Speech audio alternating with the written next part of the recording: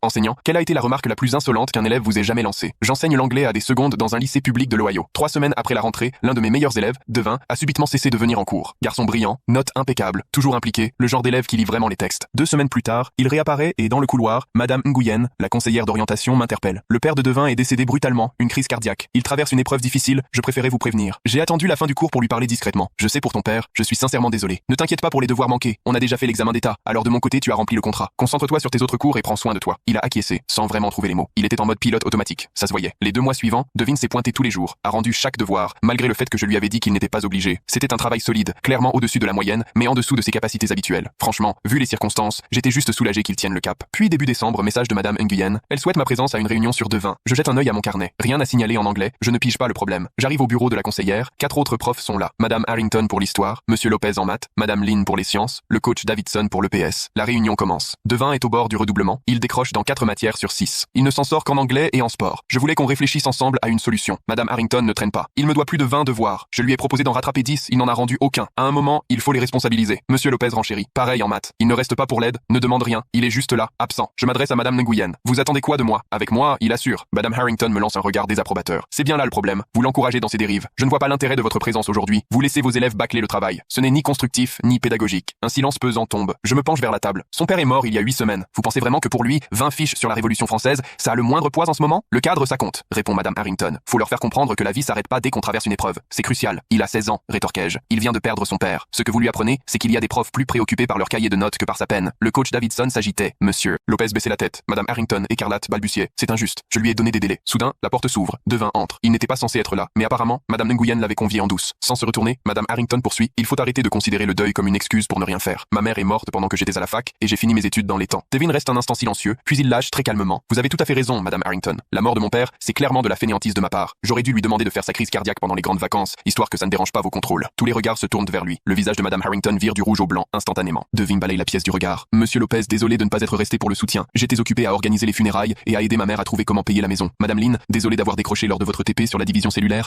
J'étais ailleurs, à penser à toutes les cellules de mon père qui ont arrêté de se diviser d'un coup. Enfin, il se tourne vers moi. Merci, Monsieur Lane, d'être le seul à considérer que mon deuil vaut plus qu'un exercice d'histoire. Au moins, ici, on n'oublie pas que je suis avant tout un être humain. Puis il est sorti, tout simplement, sans claquer la porte. Silence de plomb. Madame Nguyen a refermé son portable. Bon, je crois qu'on a fait le tour. Madame Harrington a tenté de répliquer, mais Madame Nguyen l'a coupé net. En fait, il faudrait que tout le monde sauf Monsieur Lane quitte la salle maintenant. Les autres sont partis, puis elle s'est tournée vers moi. J'ai tout enregistré et j'envoie ça au proviseur. Harrington va être muté. Cette année-là, Devin a validé toutes ses matières. Bizarrement, les autres profs se sont soudain découverts bien plus compréhensifs sur les délais. Madame Harrington a été envoyée ailleurs, quelque part dans le Kentucky paraît-il. Devin a eu son bac 2 ans plus tard. Le jour de la remise des diplômes, il a fait un discours pour son père. Pas une fois, il n'a mentionné Madame Harrington. Ça, c'est la classe.